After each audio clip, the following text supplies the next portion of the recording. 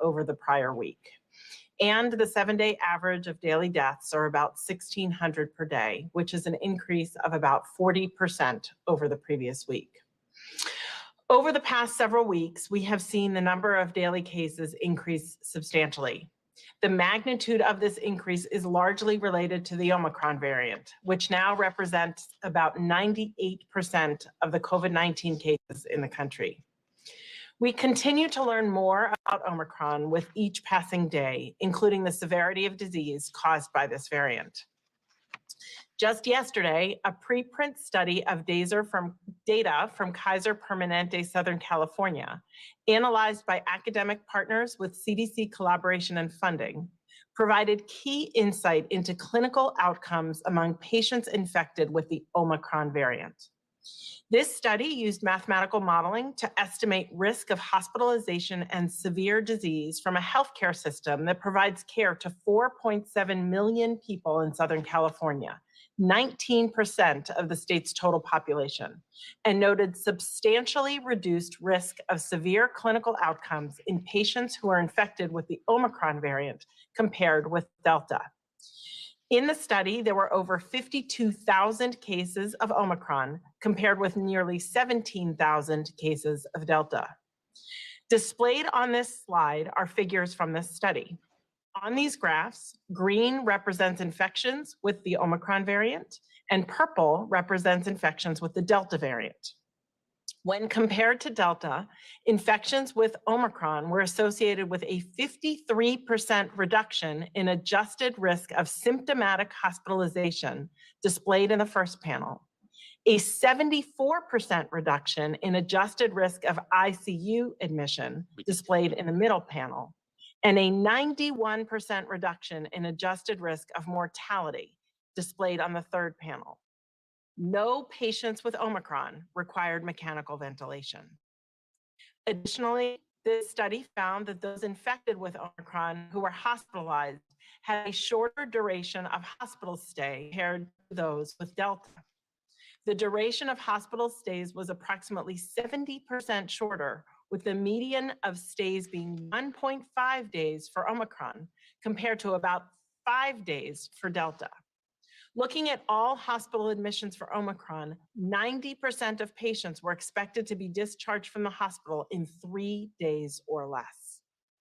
This study controlled for important key parameters, such as age, sex, prior SARS-CoV-2 infection, prior vaccination, and comorbidities.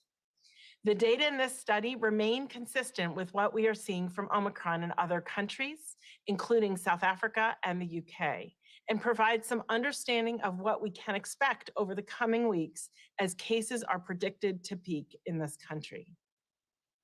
While we are seeing early evidence that Omicron is less severe than Delta and that those infected are less likely to require hospitalization, it's important to note that Omicron continues to be much more transmissible than Delta. The sudden and steep rise in cases due to Omicron is resulting in unprecedented daily case counts, sickness, absenteeism, and strains on our healthcare system. The risk of hospitalization remains low, especially among people who are up to date on their COVID vaccines. However, the staggering rise in cases, over 1 million new cases each day, has led to a high number of total hospitalizations. As we see hospitals and health systems caring for more and more patients in the midst of staffing challenges and faced with a highly transmissible virus that does not spare our healthcare workers, all of us do our part to protect our hospitals and our neighbors and reduce the further spread of this virus. As you've heard me say before, we know what works against COVID-19. This means getting vaccinated and getting boosted, wearing a mask in public indoor settings in areas of high transmission, and currently that's over 99% of our counties, and testing before you gather with others. Thank you. I'll now turn things back over to you, Jeff. Thanks, Dr. Walensky. Before I turn to Dr. Fauci for an update on COVID treatments, I want to emphasize that we have more courses of effective treatments now than at any other point during the pandemic. This is the direct result of the Biden administration's focus from day one to stock our nation's medicine cabinet with a diverse set of treatments and the aggressive actions we have taken to expedite research, development, manufacturing, and procurement. Today, I want to provide some context specifically about actions the Biden administration took on Pfizer's antiviral pills. Last spring, the company and the administration agreed to work together to speed up both clinical research and manufacturing timelines. Originally, the company had projected that clinical trials would not conclude until the middle of this year, 2022. In cutting red tape and sourcing key supplies, the government and Pfizer collaborated to dramatically accelerate the clinical trial process, shaving about 7 months from the original timeline. So instead of waiting for clinical trial results in mid-2022, we got those results late last year. And we were able to begin shipping the first pills in December, months ahead of schedule. At the president's direction, we also acted early and aggressively to secure significant supply of Pfizer's antiviral pills. The U.S. has now purchased 20 million treatment courses. Working closely with Pfizer, we're further accelerating the delivery of these pills so that we'll have the first 10 million by the end of June instead of the end of September. And we continue to work with Pfizer to help them further expand their manufacturing capacity, including through the Defense Production Act, if needed. As Dr. Fauci will discuss, these pills are meant for those at high risk of severe disease from COVID. We have a number of other treatment options that work against Omicron, and we're working to increase our supply of those treatments as well. Just this week, we completed the purchase of another 600,000 treatment courses of GlaxoSmithKline's monoclonal antibody treatment. That's all of GSK's available supply, and it means the U.S. will have more than 1 million total treatment courses through the end of March. And we're using every tool at our disposal, including the Defense Production Act, to accelerate delivery of these GSK doses as quickly as possible. Lastly, we're also in the process of ordering another 500,000 doses of AstraZeneca's preventive therapy for immunocompromised individuals. The federal government was instrumental in the research and development of this product, and our latest order will also bring us to over 1 million doses available through the end of March. Bottom line, we've acted aggressively to support and secure a diverse portfolio of COVID treatments. And as a result, our nation's medicine cabinet has never been more stocked, with 4 million effective treatments available in January alone. With that, I'll turn it over to Dr. Fauci to talk about each of these treatments and important research into future antivirals. Dr. Fauci. Thank you very much, Jeff. What I'd like to do over the next few minutes is talk about what Jeff referred to as the Omicron medicine cabinet. First of all, before I get on to the therapy, I want to underscore the importance that the up-to-date COVID-19 vaccination with boosters prevents severe disease and keeps you out of the hospital, as underscored by Dr. Walensky. But I want to focus now, what happens if you do get sick? What are the therapies to prevent you to get disease progression? Next slide. I really want to refer people to the details of what I'll be saying over the next few minutes that can be easily found in the NIH COVID-19 treatment guidelines that are accessible online. Very briefly, this is the state-of-the-art guidance for clinicians for the treatment of patients with COVID-19, and it is a panel which includes representatives from 6 government agencies with 42 voting members from 10 professional medical societies, academia, and healthcare systems. We began in March 24 of 2020. The first guideline was released on April 21st, and since then, we've had 44 updates in which there were 30 million plus page reviews. Next slide. So let's look at what we have there. There are 2 major pillars of therapeutics. One is to target the virus, and I'll get into those individual drugs in a moment. The other, which I won't speak about very much, but just to let you know, that to moderate the immune response and the inflammatory response with late disease, by the therapies shown on this slide, such as dexamethasone, tocilizumab, baricitinib. Let me show you how that goes when you look at the stages of disease. Next slide. As you can see, there is a spectrum from an infected person with no symptoms to an outpatient with mild symptoms, an inpatient not requiring oxygen, low flow, high flow, and then the ultimate, which we obviously like to avoid at all costs, is mechanical ventilation. One targets the virus early on with some overlap in the later stage with moderating the host response. Next slide. What we really want to do, among several other things, is to prevent people from progressing to serious disease. And you do that by treating people as outpatients, thereby reducing the visit to urgent care setting, to hospitalizations, and ultimately deaths. You reduce the duration of illness. You reduce, to some extent, infectivity and transmission. And importantly, particularly as we're dealing with this extraordinary situation with Omicron, you minimize the stress on the healthcare system. Now, the highest priority, as always, should be given to patients with the highest risk of progression. So let's take a look at that. Next slide. The prioritization of therapies first among Omicron for these patients with mild to moderate disease at high risk. The numbers on the right show what the clinical trials have shown is the relative risk of reduction for hospitalization or death.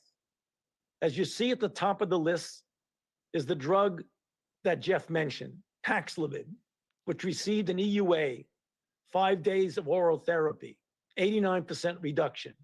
Sotrovimab, a single infusion of a monoclonal antibody that works against Omicron, 85% relative risk reduction.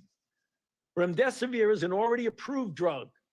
It's used off-label with a 3-day infusion with a very high level of a relative risk reduction. And finally, molnupiravir, which is a 5-day oral drug with 30% diminution. Next slide. What about the prioritization of therapies for outpatients among limited resources? Now, I know this slide has a lot of words on it. You can easily access this if you want to focus on it in the treatment guidelines. First and foremost, the immunocompromised. Individuals who are unvaccinated at high risk. What do we mean by high risk? Anyone greater than 75 years of age or greater than 65 with a clinical risk factor. Next comes the unvaccinated at increased risk, namely anyone greater than 65 or anyone less than 65 with a clinical risk. And then vaccinated at high risk or vaccinated at increased risk. Again, may be difficult to remember quickly, but they're all in the treatment guidelines. Next slide. In addition, what about the pipeline? Where are we going? There are a number of phase 2 and phase 3 trials of potential COVID-19 therapies that are active or pending, and you can go to www.clinicaltrials.gov to see the status of that. There are selective agents in late-stage testing that are antibodies, antivirals, repurposed drugs, immunomodulators, and anticoagulants. Next slide. There is a program which we started early on called the Accelerated COVID-19 Therapeutics Interventions and Vaccines, referred to as ACTIVE, which many of you may be familiar with. Next slide. What does ACTIVE do? They have a number of trials, 6 in number, looking individually at immune modulators, outpatient monoclonal antibody therapies, inpatient monoclonal antibodies, antithrombotics, big effect trials, looking at treatments for larger clinical trials to identify promising drugs, and Active 6, which is looking at repurposed drugs, the drugs that people want to know what the results are in a good trial, such as fluvoxamine, ivermectin, and fluticasone. Next slide. Finally, what's today's takeaway? First, to reemphasize, up-to-date vaccination is essential. You can go to vaccines.gov, you can text your zip code, you can call, but importantly, to reiterate what I was saying, that therapies and treatment guidelines are available on the website shown here. Back to you, Jeff. Thanks, Dr. Fauci. So before we open it up to Q&A, a quick personnel update. We've named Dr. Tom Inglesby, who was previously director of Johns Hopkins Center for Health Security, to lead our federal testing program. Dr. Inglesby is one of the world's leading infectious disease experts and is internationally recognized in the field of public health, preparedness, pandemic and emergent infectious disease and prevention of and response to biological threats. Sorry, Tom. We continue to work across multiple fronts to increase Americans' access to testing, and we're all very, very grateful for his willingness, Tom's willingness to lead these efforts. With that, let's open it up for some questions. Kevin? Thanks, Jeff. We have time for a few questions. Let's go to Berkeley Lovelace at NBC News. Hi, thanks for taking my question. During Dr. Walensky's opening remarks, she said there was a 40% increase in deaths over the previous week. Does the CDC expect that those cases are Delta related, since deaths tend to lag cases and hospitalizations, or could it be Omicron, and just because there's a huge number of cases, there's going to be a larger portion of deaths? Thanks. Dr. Walensky? Yeah, that's a really important question. I believe right now that those deaths are still the lagging deaths from Omicron. From Delta, the lagging deaths from the Delta wave. We have seen, as you noted, that death rates are down from Omicron of about 91%. And we will need to follow those deaths over the next couple of weeks to see the impact of Omicron on mortality. As you note, given the sheer number of cases, we may see that deaths from Omicron, but I suspect the deaths that we're seeing now are still from Delta. Next question, please. Go to Allison Aubrey at NPR.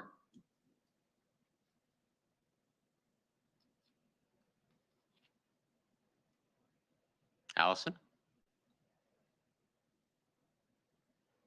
Sorry about that. That is my mute button. Thanks for taking my question. I know there's a lot of focus on the quality of masks right now. My daughter's elementary school is handing out N95s. Does the U.S. have enough N95 respirators to go around if everyone were to start wearing these high quality masks, or would this put stress on or shortages needed for N95 masks for healthcare workers? So why don't I go first, and then Dr. Walensky, if you want to add anything here.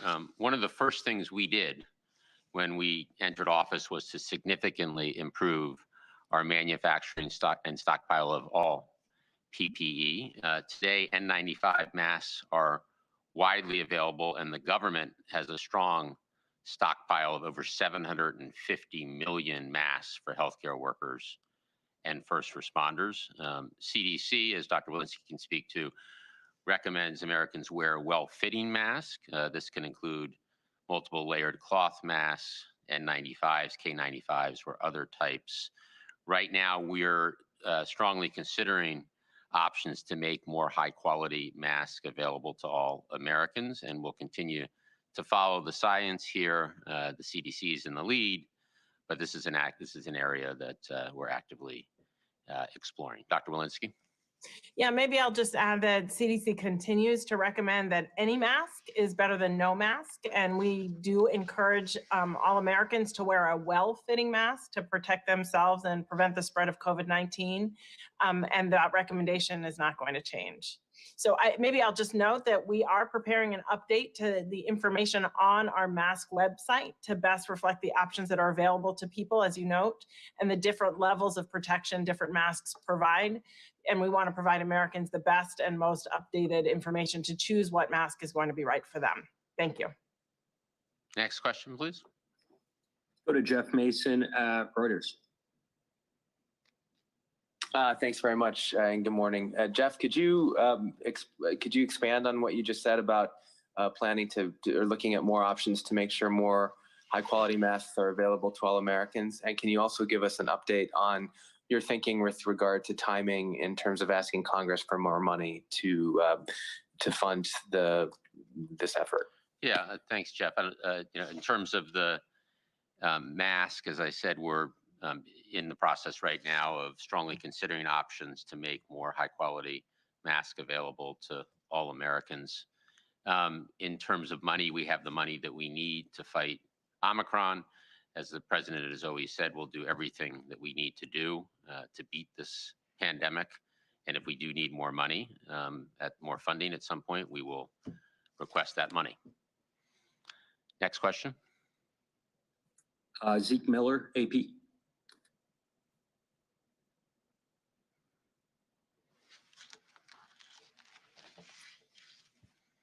Thanks for doing this. First, there's been a lot of conversation in the last few weeks about testing. Now that starting Saturday, private insurers are going to reimburse testing, and the federal government's testing website is going to be coming online soon. Is there a new federal guidance on how and when people should be testing themselves at home? Should it be once a week? Should it be twice a week? Should it be after an exposure? Should it be just to go to the grocery store? And then secondly, for Dr. Walensky, with that preprint study about Omicron versus Delta, how does Omicron compare to other sort of seasonal illnesses, flu, the cold, and things like that in terms of mortality and serious illnesses? And how does that change how the federal government will be thinking about Omicron and COVID-19 as it becomes endemic? Okay, well, why don't we turn to Dr. Walensky on both. Dr. Walensky first, when Americans should test? Yeah, so simply put, Americans should take a test when they have symptoms that appear to be COVID-19. So fever, cough, sore throat, respiratory symptoms, muscle aches, when they're exposed. So 5 days after they've been exposed to someone who has COVID-19. And certainly if you're going to gather with family, if you're going to a gathering where people are immunocompromised, or where they're elderly, or where you have people who might be unvaccinated or poorly protected from the vaccine, that might be an opportunity you'd want to test. And then, of course, for test to stay and other protocols.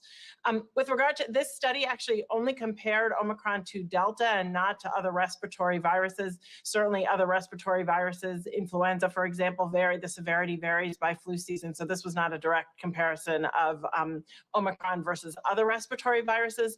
But what I can say is while we're in this Omicron surge, we are also thinking about what this looks like with endemic, when Omicron or COVID itself were to become endemic in the United States, following things such as severity of cases, hospital capacity as well. Thank you.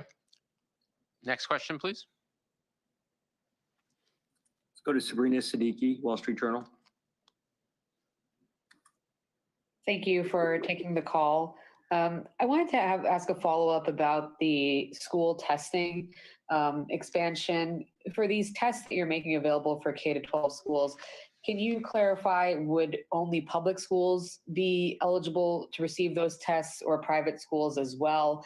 And can you offer any other detail on where the tests are coming from? Have you already inked contracts with certain companies, or is that process still ongoing? Well, let me just step back and say that many schools have a dedicated supply of tests that they secured months ago, thanks to the $10 billion I talked about in my opening comments that the ARP, the American Rescue Plan, gave to schools dedicated for testing. And there is significant lab capacity in this country. So we're working with schools to take advantage of the lab capacity that is open in the country. CDC and the Department of Ed are adding resources to help schools identify testing providers and implement best practices. And the federal government is funding and strongly encouraging these testing programs. In total, the 10 million tests sent out each month will leverage existing contracting authorities at both HHS and CDC. And this will more than double the volume of testing that took place across the nation last year. We'll follow up, Sabrina, with exactly which schools qualify for these additional 10 million tests. Next question. Cheyenne Haslett, ABC. Hi, thank you. My question is also on the school testing. We already saw $10 billion go out to schools for testing, and we're still seeing school closures. So I'm wondering how you expect this 10 million tests to be different, specifically how you'll get schools to use these in an effective, systematic way that keeps them open consistently. Well, schools do have the resources through the $10 billion that went out through the American Rescue Plan. And these 10 million tests add to the testing availability for schools. And as I mentioned, is double the testing that was done in the month of November. But I think it's important to put testing in the context of the overall school strategies to keep schools open. And for that, maybe I'll turn to Dr. Walensky to overview the best practices for keeping schools open. Dr. Walensky. Yeah, thank you, Jeff. I'd just like to remind people that we had a pretty robust Delta surge in the fall, and we were able to keep 99% of schools open safely and our children with in-person learning. And I will just also highlight that that was before we had pediatric vaccination. So now here we are, we have pediatric vaccination. One of the best things that we can do is get our children and our teenagers vaccinated. And then once we do so, practicing all those layered mitigation strategies, masking, we've seen 3.5 times less likely to have schools have an outbreak if you're masking in those schools, as well as ventilation. And then of course, test to stray strategies, which these resources will really be helpful for. Next question. Couple more questions. Let's go to Joyce Frieden at MedPage today. Hi, yeah, thanks for taking my question. During a Senate hearing yesterday, Janet Woodcock mentioned that it was going to be difficult for people to get their head around the idea that most of us are going to get Omicron. So I wondered what the administration's thinking on that is. Are in fact most of us going to get Omicron, and whether they think that's going to happen now during this current wave, or is that more looking at as it becomes endemic? Dr. Fauci. Yeah, thank you very much for that question. What Dr. Woodcock was referring to when she said most of us will ultimately get Omicron is not that most of us were ultimately going to get sick with Omicron. Remember, she was talking about in the data that we all showed about the extraordinary effect and dichotomy between people who get Omicron, who get vaccinated and boosted, how well they are protected against hospitalization and death. And even with Omicron, it appears, as the data that Dr. Walensky just showed today from the Kaiser Permanente study, that it is going to be a less severe, particularly in those who are vaccinated and boosted. So if we're going to look ahead at what happens when this peaks and it ultimately goes down, as I've said on previous pressers here from the White House, that we're not going to eradicate this. We've only done that with smallpox. We're not going to eliminate that. That only happens with massive vaccination programs like we did with measles and with vaccines, but we ultimately will control it. And if you control it in a way, it's at such a low level and people are vaccinated and boosted, sooner or later, as we begin to live with it, what she was referring to is that virtually everybody is going to wind up getting exposed and likely get infected. But if you're vaccinated and if you're boosted, the chances of you getting sick are very, very low. That's what she was referring to. Next question, please. Last question. Let's go to Weijia at CBS. Thanks a lot, Kevin, and thank you for having this call. I first have a follow-up for Dr. Walensky, because you said that you do not intend to change the masking guidance, but we also know now that some masks provide better protection than others. So why isn't it the case that the best mask for every American is the mask that offers the most protection? And then secondly, do we have enough data about the reinfection of Omicron? I think there's a sense out there that if I catch it, I'm not going to get it again. Is that true, or do we not know yet? Thank you. Dr. Walensky, do you want to handle the first question and maybe Dr. Fauci the second? Perfect. Yeah. So thank you for that question. We are updating the information on our mask website to provide information to the public. It's in need of updating right now. What I will say is the best mask that you wear is the one that you will wear, and the one you can keep on all day long, that you can tolerate in public indoor settings and tolerate where you need to wear it. We will provide information on improved filtration and that occurs with other masks such as N95 N95s, and information that the public needs about how to make a choice of which mask is the right one for them. But most importantly, we want to highlight that the best mask for you is the one that you can wear comfortably. Thank you. Dr. Fauci? Yeah, thank you for that question. There's both sides of the coin to that. We know from the South African data that if you've been previously infected, for example, with Delta or with Beta, that you have a much higher chance of getting reinfected with Omicron than you do with others. That's that side of the coin. But the question you asked is, if you get Omicron and recover, what is the chances of getting reinfected with Omicron? We don't have enough data at this point to really give you any firm indication of that. But as we get more and more experience, and as we follow cohorts, we'll be able to have that information for you. Well, thank you, everybody. We look forward to the next briefing.